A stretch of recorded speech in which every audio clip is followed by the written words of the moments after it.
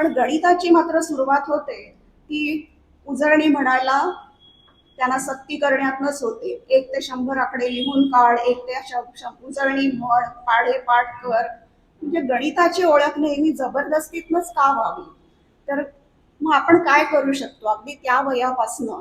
मला असं वाटतं की पालक यामध्ये फार मोठी भूमिका बजावू शकतात.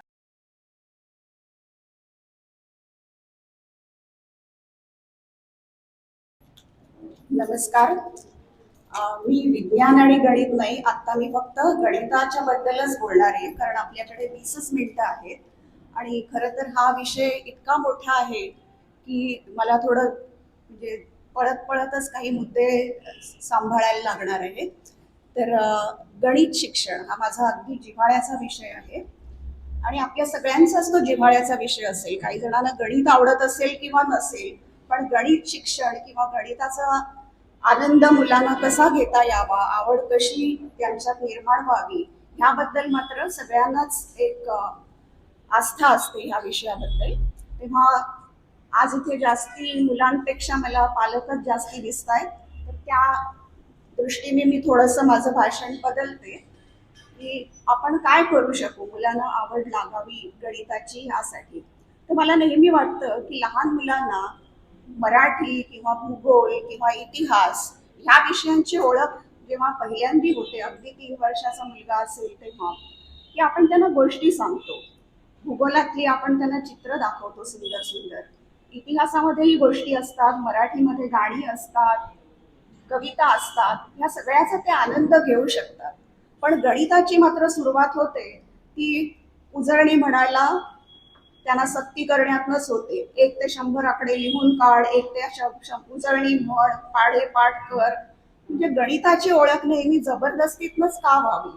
तर मग आपण काय करू शकतो अगदी त्या वयापासनं? मला असं वाटतं की पालक यामध्ये फार मोठी भूमिका बजावू शकतात, पालक आणि शिक्षकही. आणि त्यांनी 2 गोष्टी कराव्या पालकांनी, आणि त्या मात्र सतत सातत्याने करत राहाव्या. एक म्हणजे मुलांबरोबर गणिताचे खेळ खेळावे. आता गणिताचे खेळ म्हणजे काय? तर असंख्य खेळ असतात गणिताचे. ह्या विषयावरती आमच्या मराठी विज्ञान केंद्राच्या पत्रिकेमध्ये गेली 5.5 वर्ष चला खेळू गणित गणित ह्या सदराखाली अनेक लेख प्रसिद्ध झाले. ते तुम्हाला कोणाला वाचता आले तर त्यामध्ये गणिती खेळ म्हणजे काय ह्याची तुम्हाला कल्पना येईल. पण फार मोठे खेळ सुद्धा जाऊ दे, अगदी साधं साधं की बाबा ही खिडकी आहे, ह्या खिडकीचं तुम्ही मेजरिंग टेप घेऊन तुम्ही त्याची उंची काढा, त्याची रुंदी मोजा, माणसाची घरातल्या माणसांची उंची मोजा, त्यांच्या पावलांची लांबी मोजा. अशा कितीतरी खेळ तुम्ही, पायऱ्या मोजा, पायरीचं एका पायरीची लांबी जर समजा 10 फूट 10 इंच असेल तर ह्या जिन्याची उंची किती होईल? मग एवढे जर एका मजल्यासाठी जर एवढी उंची होत असेल तर 14 मजली बिल्डिंगची उंची किती असेल? अशा प्रकारची असंख्य गणित तुम्हाला तुमच्या नेहमीच्या व्यवहारातच तुम्हाला सापडू शकतील. तर अशी गणिती खेळ तुम्ही त्यांच्याशी सतत खेळत राहा. त्याचा आनंद तुम्हालाही मिळेल, त्या मुलांनाही मिळेल. संख्या ह्या तर इतक्या सुंदर असतात की संख्यांसारखी सुंदर खेळणी नाही. तर त्याच्याशी मुलांना खेळायला द्या. आणि हे अगदी 3 किंवा 4 वर्षाच्या मुलाला सुद्धा करता येतं. आणि मोठ्या मुलांना त्यांच्या त्या पातळीवरची गणितं घेऊन त्यांच्याशी सुद्धा खेळ खेळता येतात. तर हा कौटुंबिक एक दिनक्रमाचा भाग व्हावा की काहीतरी रोज गणिती कोडी सोडवावी, गणिती खेळ खेळावे आणि गणिताबद्दल काहीतरी बोलत राहावं. गणिताच्या तुम्हाला गोष्टी सांगता येतील. मला नेहमी वाटतं की वैज्ञानिकांच्या गोष्टी सांगणारी कितीतरी पुस्तकं लिहिली जातात आणि त्या गोष्टी आपल्याला थोड्याफार का होईना माहिती असतात.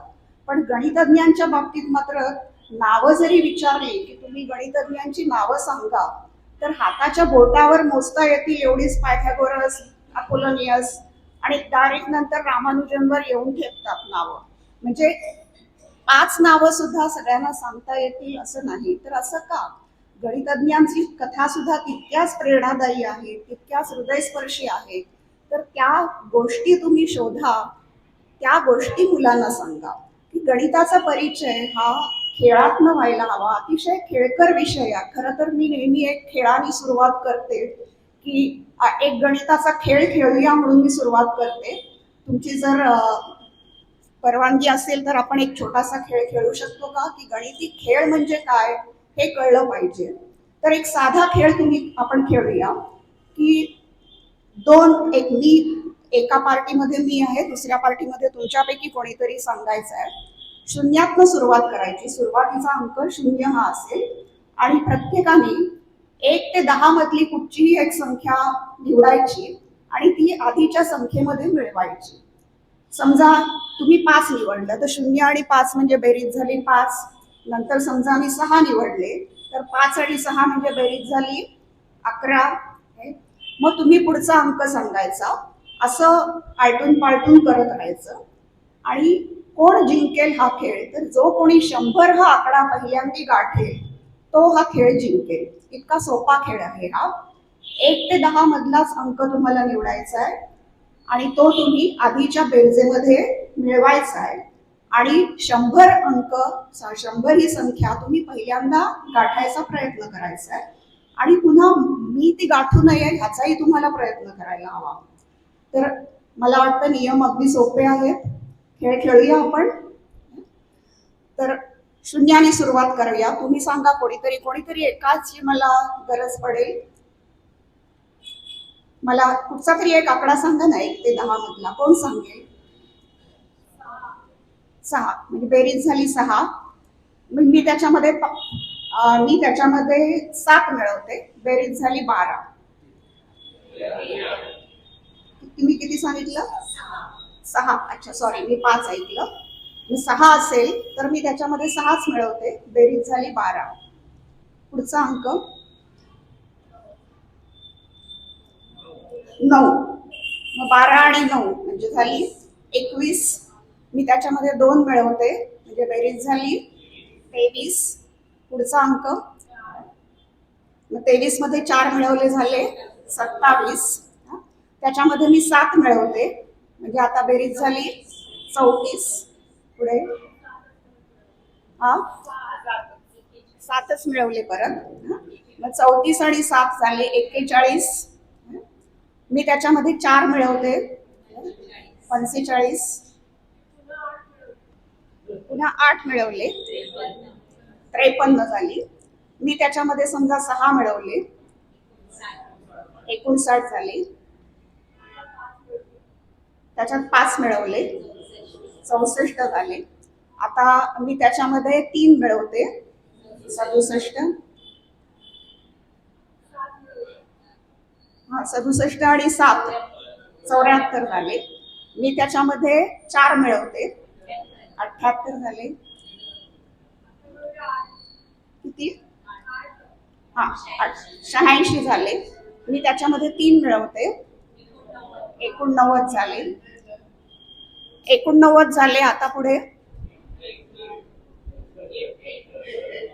90 झाले. मी 10 मिळवले. याच्यात टाळ्या वाजवणे इतकं मी काहीच केलेलं नाहीये. पण 89 ची गंमत अशी आहे की तुम्ही 1 मिळवलात म्हणून 90 झाले. त्याच्याऐवजी तुम्ही 2 मिळवले असते तर 91 झाले असते. मग मी 9 मिळवले असते. तुम्ही 4 केले असते तर मी त्याप्रमाणे बदललं असतं. पण तुम्हाला कुठचाही आकडा घेऊन तुम्हाला 100 गाठता येत नव्हतं, कारण 89 मध्ये तुम्ही 10 जरी मिळवलेत तरी फक्त 99 झाले असते. म्हणजे मी अशा सुरक्षित जागेवर होते की तिथनं मी हमखास जिंकणार होते. तर हा खेळ ना मुलांना खूप आवडतो. मुलांना काय, आपल्यालाही आवडतो. आणि थोडासा नियम बदलला तर हा खेळ वेगळा होतो. इथे मी 1 ते 10 घेतलेलं होतं. त्याच्याऐवजी तुम्ही 1 ते 8 संख्या घेतल्या तर तुमचं सुरक्षित स्थान जे असेल ते बदलेल. मग आता काय होतं, मी जेव्हा हा खेळ खेळते तर 2-3दा मी अशी 89 वर आले की मुलांच्या लक्षात येतं की यांची युक्ती ही आहे की इथे 89 वर आलं की त्या जिंकणार. मग आता काय केलं पाहिजे, तर 89 त्यांना गाठून दिलं नाही पाहिजे. म्हणजे आता तुमचा खेळ थोडासा बदलतो. आधी काय होतं की 100 गाठून दिलं नाही पाहिजे. आता तुमचा खेळ होतो की 89 गाठून दिलं नाही पाहिजे. मग 89 गाठायचं नसेल तर मी कुठचं सुरक्षित स्थान निवडेल? माझं सुरक्षित स्थान येणार त्याच्या आधी कुणाला सांगता येईल का? नाही. 89च्या आधीची कुठची संख्या मी निवडायला हवी? तर 78. 78 निवडलं तर पुन्हा 11चा फरक येतो, त्यामुळे तुम्हाला 89 गाठता येणार नाही. मग 78 गाठून द्यायचं नसेल तर त्याच्या आधीचं सुरक्षित स्थान येणार 67. 67 गाठून द्यायचं नसेल तर त्याच्या आधीचं 56. तर अशा प्रकारे गणितामध्ये खेळ असतात आणि ते हमखास जिंकण्याच्या युक्त्या असतात. आणि मी हे खेळ सांगतेय, आणि कधीही तुम्ही असं समजू नका की हा एक टाइमपास आहे. टाइमपास तर तो आहेच आहे, मनोरंजन त्यात आहेच आहे, पण ह्या गणिती खेळातनं मुलांचं तर्कशास्त्र जे असतं ते विकसित होत जातं. आणि त्याच्या पुढचंही सांगायचं म्हणजे ह्या छोट्या छोट्या कोड्यातनं पुढे गणितज्ञ आहेत ते त्याचा इतका विस्तार करतात की त्यातनं तुम्ही रिसर्च पेपर्स लिहू शकता, त्यावर तुम्ही PhD करू शकता, ते जर्नलमध्ये छापून येऊ शकतात. म्हणजे ही कोडी आणि हे खेळ ही फक्त सुरुवात असते, एक बीज असतं, आणि त्या बीजातनं एक वृक्ष निर्माण करणं हे गणितज्ञांचं काम असतं. आणि ते जर पुढे तुमच्या मुलांनी करावं अशी इच्छा असेल तर पुन्हा पहिल्यांदा तुम्ही ही बीजं आहेत ती रोवायला हवी ना. तर त्यामुळे असे गणिती खेळ जे आहेत ते सतत खेळत राहणं हे फार गरजेचं आहे. आणि मुलांना हाताने काहीतरी करायला दिलं पाहिजे. मुलांनी स्वतः कृतीमधनं जर गणित शिकलं तर ते कधी ते विसरणार नाही. नेहमी मुलांची तक्रार असते की गणितामध्ये केवढी सूत्र असतात, ती पाठ करायची म्हणजे केवढा त्रास असतो, आणि ती जरा जरी चुकली की सगळी गणितं चुकतात. तर ठीक आहे, त्यात खरोखर भरपूर सूत्र असतात, चिन्ह असतात कितीतरी लक्षात ठेवायला. तर होतं काय की शाळेच्या पुस्तकांमध्ये मी पाहिलंय की क्षेत्रफळ काढा किंवा घनफळ काढा, हे जे असतात ना ती सूत्र अशी दिलेली असतात. त्रिकोणाचं क्षेत्रफळ अर्धा 1/2 बेस इंटू हाईट, 1/2 पाया गुणिले उंची, हे दिलेलं असतं. आणि आपण काय करायचं असतं, जर पाया समजा 6 सेंटीमीटर आहे, उंची 10 आहे, तर त्याचं क्षेत्रफळ किती, म्हणजे त्या तयार सूत्रामध्ये आपण फक्त ते अंक घालायचे असतात आणि आपण गुणाकार भागाकार करायचे असतात आणि उत्तर काढायचं असतं. ह्यामध्ये तुम्ही ते सूत्र काही काळाने विसरणं हे अगदी साहजिक आहे. पण हे सूत्र जे आहे ते असं तयार त्यांना देऊन हे करा, हे वापरा, पण ते येतं कुठून हे जर त्यांना कळलं तर मुलं ते सूत्र कधीच विसरणार नाही. आणि असं आहे की ही सगळी सूत्र शोधून काढणं आणि त्यासाठी आपल्या साध्या कागदाचा वापर करणं आपल्याला सहज शक्य आहे. आज वेळ कमी आहे म्हणून नाही तर मी काही मॉडेल्स इथे करून आणलेली आहेत. आणि क्षेत्रफळ किंवा घनफळ ह्याची सगळी सूत्र आहेत ते निव्वळ कागदाच्या घड्यांमधून किंवा कागद कापून त्याची रचना बदलून आपल्याला ती सूत्र मुलं स्वतः शोधून काढू शकतात.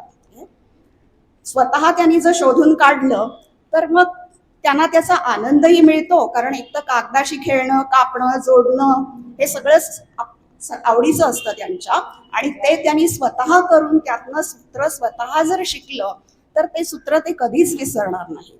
आणि शाळेच्या गणितामध्ये भूमितीचा जो भाग आहे तो जवळजवळ सगळा भाग जो आहे तो कागदाच्या घड्यातनं तुम्हाला मुलांना समजावून सांगता येतो.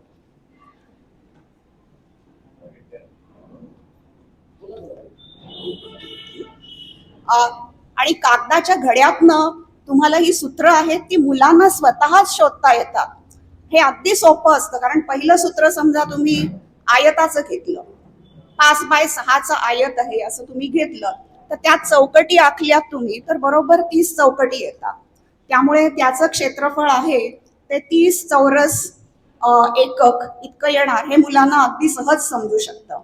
मग आयताचं सूत्र मिळालं, नंतर तुम्हाला समजा समांतर भुजाचं काढायचं असेल तर समांतर भुज चौकोनाचा जर तुम्हाला आयत करता आला तर तुम्हाला आयताचं सूत्र वापरता येईल. नवीन सूत्र किंवा नवीन ज्ञान आपण कसं निर्माण करतो, तर आधीचं जे ज्ञान असतं त्याच्या पायावर नवीन ज्ञान हे रचलं गेलं पाहिजे, हा शिक्षणातला रचनावाद आहे. आणि तुम्ही जर एक समांतर भुज चौकोन तुम्ही कापून तुकडा मुलांना दिलात आणि सांगितलं की ह्याचा तू आयत कर, कारण आयताचं सूत्र आपल्याला माहिती आहे, तर मुलं अगदी सहजपणे त्याचा जो तिरका झालेला भाग आहे, त्रिकोणी भाग, तो कापतात, तो ह्या बाजूला जोडतात आणि त्याचा सहज आयत तयार होतो. आणि मग त्याला आयताचं सूत्र लावता येतं. त्रिकोणाचं सूत्र काढताना तसेच एका त्रिकोणाच्या जर दोन प्रती घेतल्या सारख्या आणि त्या एकमेकाला एक जोडल्या तर एक समांतर भुज चौकोन तयार होतो. मग आयतावरनं समांतर भुजाचं सूत्र मिळालं, समांतर भुजावरनं तुम्हाला त्रिकोणाचं सूत्र मिळतं. अशा प्रकारे तुम्ही पुढची जी सूत्र आहेत ती आधीची सूत्र वापरून तुम्ही स्वतः ती मुलं सूत्र शिकू शकता. आणि अगदी पायथागोरस प्रमेयाचं सुद्धा अगदी तुम्हाला जरी सिद्धता हव्या असतील तर एका कागदाच्या घडीतनं 6 ते 7 वेगवेगळ्या सिद्धता फक्त घड्या घालून, एका चौकोनी कागदाच्या ओरिगामी घड्या घालून त्यातनं प्रमेयाचं आपल्याला सिद्धता देता येते. आणि अशा प्रकारे जर भूमिती शिकवली गेली तर ती शिकणंही आनंददायी असतं, शिकवणंही आनंददायी असतं आणि ते विसरलं जात नाही. कृतीनं जे येतं ज्ञान ते आपण सहसा विसरत नाही. त्याचा आनंद आयुष्यभर आपल्याला मनामध्ये राहतो. आणि त्यामुळे भूमिती शिकवताना ह्या पद्धतीचा वापर केला गेला पाहिजे. आणि त्यासाठी खरं सांगायचं तर फारसं काहीच पैसे लागत नाही, मोठे कॉम्प्युटर्स लागत नाहीत, सॉफ्टवेअर मागवायला लागत नाही, इन्स्टॉल करायला लागत नाही. साधं कागद, कात्री, पेन, गम एवढं साहित्य, पुठ्ठे, पातर घेऊन आपण असंख्य प्रारूप मॉडेल्स आपण बनवू शकतो शालेय जॉमेट्री करता. आणि त्यासाठी शिक्षकांनी अगदी, आणि फार वेळही त्यात जात नाही. बऱ्याचशा शिक्षकांचं असं म्हणणं असतं की ह्याच्यासाठी वेळ कुठनं आणायचा, पण तसं नसतं. ते त्याचा वापर इतक्या परिणामकारकरित्या होतं की तो जो काही थोडा वेळ लागतो तो देणं हे अतिशय श्रेयस्कर किंवा गरजेचं आहे असं माझं स्वतःचं मत आहे. तर अशा प्रकारे शिकवलं गेलं पाहिजे. आणि ही सगळ्या ज्या पद्धती आहेत त्या आता तुम्हाला आपल्या साध्या फोनवरती तुम्हाला बघता येतात. म्हणजे या सगळ्या उपलब्ध आहेत. आणि अशा प्रकारचं भाषण मी गेले कित्येक वर्ष देते. तर एक 10-15 वर्षापूर्वी जेव्हा मी बोलायचे तेव्हा शिक्षकांना सगळेजण विचारायचे की मिळवायचं कुठून ह्या पद्धती, अशी पुस्तकं कुठची आहेत, कुठून ती आणायची. आणि त्याला उत्तर देणं म्हणजे ते मिळवणं त्या काळात खरंच कठीण होतं. पण आता तसं राहिलं नाहीये.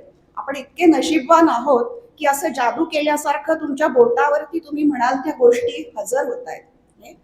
तर त्याचा आपण वापर का नाही करून घ्यायचा. तर ह्या सगळ्या पद्धती आहेत त्या अगदी छोट्या छोट्या व्हिडिओजमध्ये, चित्रफितींमध्ये तुम्हाला युट्यूबवरती सापडू शकतील. आणि इतके आपण भाग्यवान आहोत की मोठे गणितज्ञ सुद्धा आता अशा सुंदर गणितावरच्या चित्रफिती बनवत आहेत.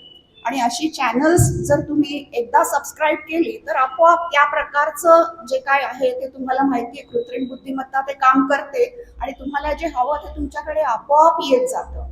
फक्त एकदा तुम्ही हाक मारायची खोटी आहे. आपोआपच मग तशा प्रकारचे व्हिडिओज तुमच्याकडे येत राहतील. एक कट दी नॉट नावाची एक वेबसाईट आहे, कट दी नॉट. आणि त्याच्यावरती शिक्षकांना आणि विद्यार्थ्यांना उपयुक्त गणितासाठी अशा असंख्य गोष्टी दिलेल्या आहेत. अगदी तो मोठा खजिनाच आहे ती वेबसाईट म्हणजे. तर हे वेबसाईट, नंतर नंबर फिले, माइंड युअर डिसिजन्स, मॅथॅलॉजर, अशा प्रकारची अनेक चॅनल्स आहेत ज्याच्यावरती अगदी छोट्या एक 5-10 मिनिटाच्या अशा चित्रफिती आहेत गणितावरच्या. आणि त्या जर तुम्ही पाहिलात तर त्यामध्ये असे असंख्य खेळ आहेत, असंख्य मॉडेल्स आहेत जी तुम्ही मुलांना दाखवू शकता, त्यांच्याबरोबर बनवू शकता स्वतः.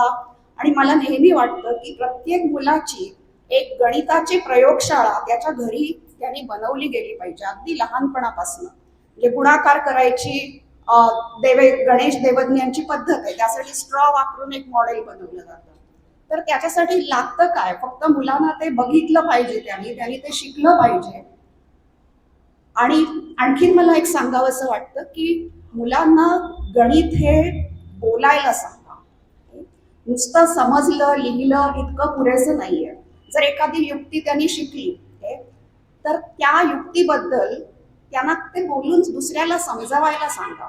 कारण दुसऱ्याला जेव्हा आपण समजावून सांगतो आणि ते जेव्हा जमतं तेव्हाच आपण असं म्हणू शकतो की आपल्याला ते पूर्णपणे कळलेलं आहे. आईन्स्टाईनचे अगदी ह्याबद्दलचं प्रसिद्ध वाक्य आहे की जोपर्यंत तुम्हाला अगदी सोप्या शब्दात एखादी गोष्ट समजावून सांगता येत नाही तोपर्यंत तुम्हाला ती खऱ्या अर्थाने कळली आहे असं होत नाही.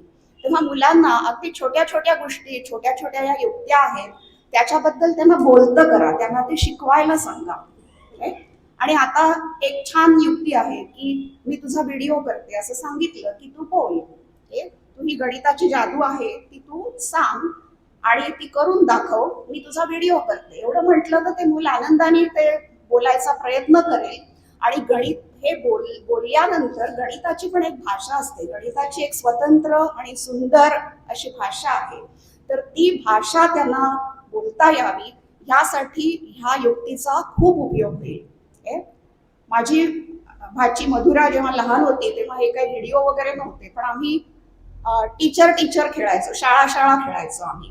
आणि ती शिक्षिका, ती बाई असायची, मी आणि काही उषा असे आम्ही विद्यार्थी असायचो आणि ती शिकवायची.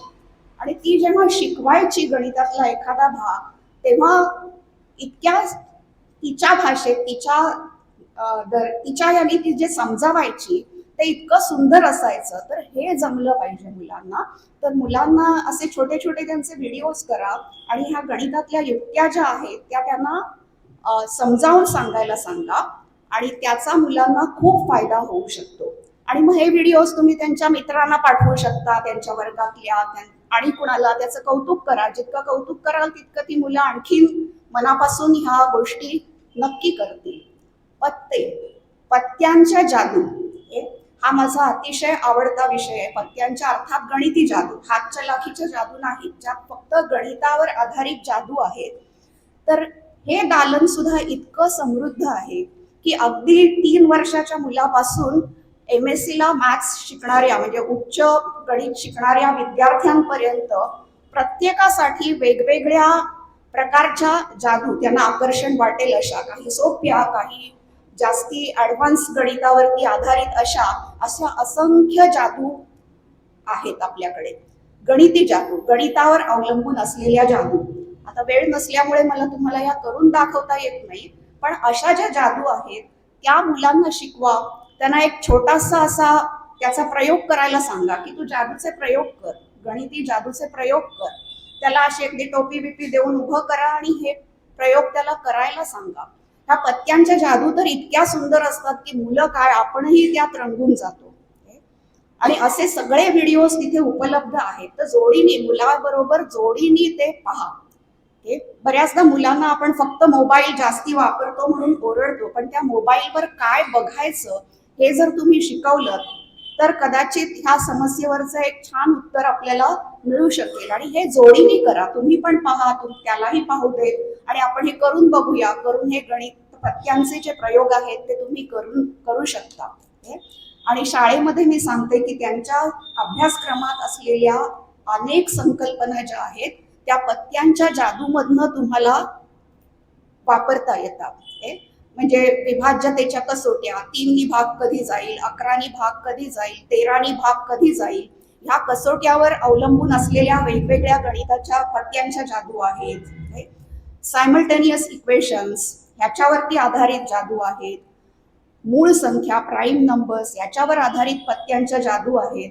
तर पत्त्यांची जादू तुम्ही खरंच कल्पना करा की असं वर्गाचा जर तास जो आहे तिथे पत्त्यांची एक जादू करून दाखवली तर एवढं एक आनंद होतो मुलांना. आणि त्या आनंदात आणि उत्साहात जर ती संकल्पना शिकवायची सुरुवात झाली तर मुलं आपोआप त्यामध्ये खेचली जातात.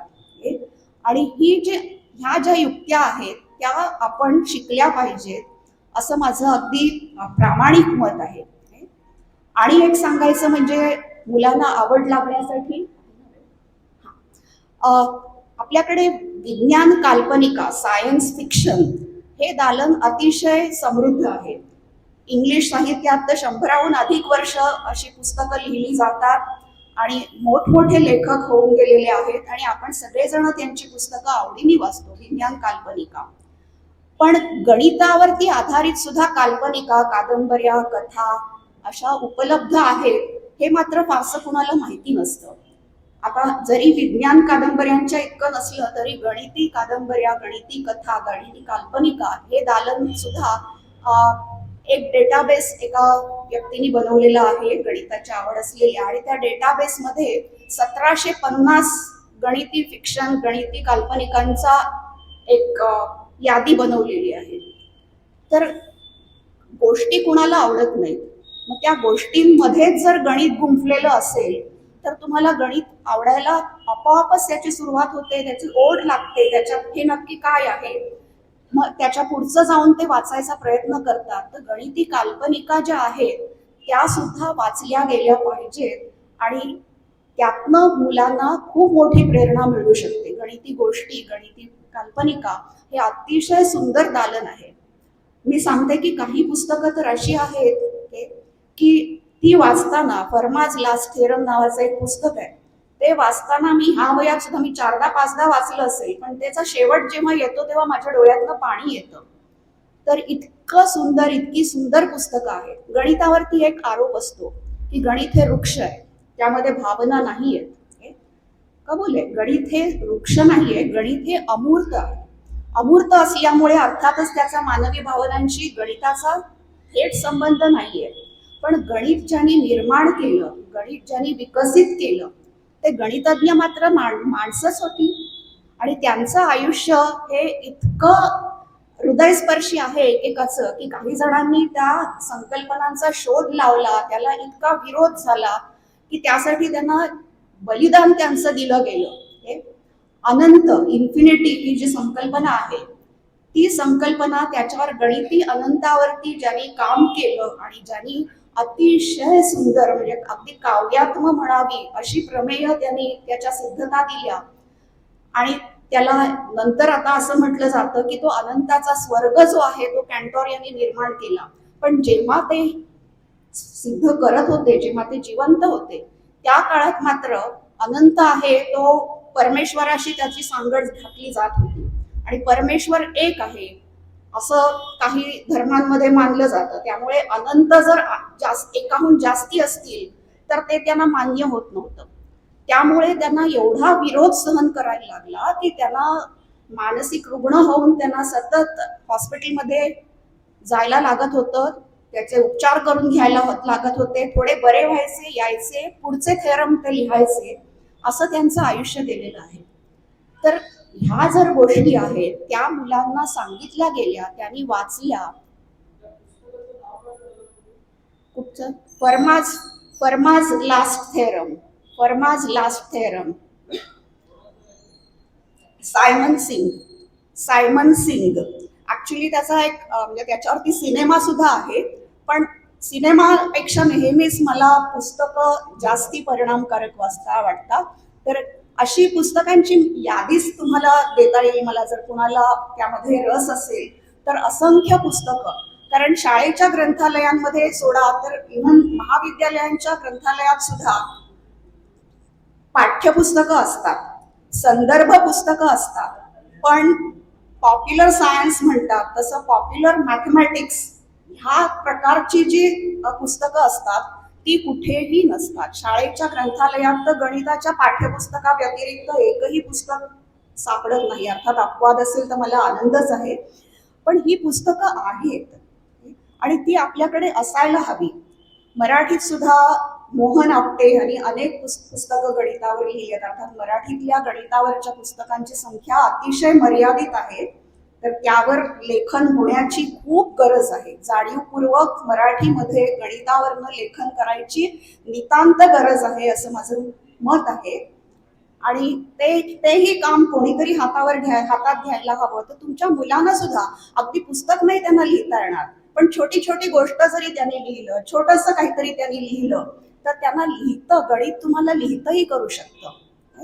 गणित हे मला गणित सांगायचं तर प्रत्येक ठिकाणी गणित भरून राहिलेले. अगदी ह्या टाईल्सचे आकार, हे टाईल्सचे वेगवेगळे आकार असतात, त्यात गणित आहे. ह्या खांबात गणित आहे. म्हणजे पूर्वी सांगायचे ना की नृसिंह, ते खांबावरती लाच दिली तर इथे तुमचा देव आहे का, तर नृसिंह तिथे प्रकट झालेला. त्याच्यासारखं प्रत्येक तुम्ही इथे लाच दिली तर गणित पण त्यामध्ये आहेच आहे.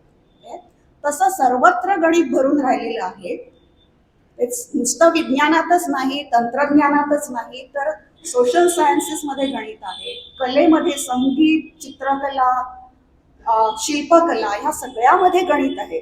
आणि असं जर ते सार्वत्रिक असेल तर प्रत्येकाला त्याच्या निवडीचं जे क्षेत्र असेल त्याच्यात त्याच्याशी निगडीत असलेलं गणित त्यांना नेहमीच आकर्षित करू शकतं. एखाद्या मुलाला जर चित्रकलेची आवड असेल okay, तर त्याला गणिती चित्र काढायला सांगा. आमच्या मराठी विज्ञान परिषदेमध्ये गणिती चित्र काढण्याची दरवर्षी एक स्पर्धा असते. तर गणिती चित्रकला अशी पण एक चित्रकला आहे आणि एक एशर नावाचे एक चित्रकार आहेत. त्यांची जी चित्रकला आहे ती पूर्णपणे त्याच्यामध्ये गणिताच्या अनेक संकल्पना अतिशय सुंदर प्रकारे वापरलेल्या आहेत. उच्च गणितातल्या अनेक संकल्पना, hyper geometry, non Euclidean geometry ह्यासारख्या सगळ्या कल्पना वापरून त्यांनी अतिशय सुंदर चित्र काढलेली आहेत. तर तुम्हाला ज्याला चित्र आवडत असतील त्यांनी चित्राच्या अंगाने गणितावर प्रेम करावं. ज्यांना साहित्य आवडत असेल त्यांनी गणिती काल्पनिका वाचाव्या, त्या तशा प्रकारचं काही लिहायचा प्रयत्न करावा. ज्याला हस्तकला आवडते त्यांनी गणिताची मॉडेल्स बनवावी. त्यामुळे तुम्हाला जे आवडतं, मुलांना जे आवडत असेल त्या प्रकारे त्यांना गणितावर प्रेम करायला शिकवा. आणि ही नवीन नवीन जी टेक्निक्स आहेत, यूट्यूबवरती जी उपलब्ध आहेत, वेबसाईटवरती जी उपलब्ध आहेत, त्यांचाही वापर करून जर गणित शिक्षण पुढे नेता आलं तर मला असं वाटतं की ते नक्कीच आनंददायी होईल आणि मुलांनाच काय मोठ्यांना सुद्धा त्याचा आनंद नक्कीच घेता येईल. मी माझं थोडंसं लांबलेलं भाषण पूर्ण करते आणि तुमचे सगळ्यांचे मनापासून आभार मानते.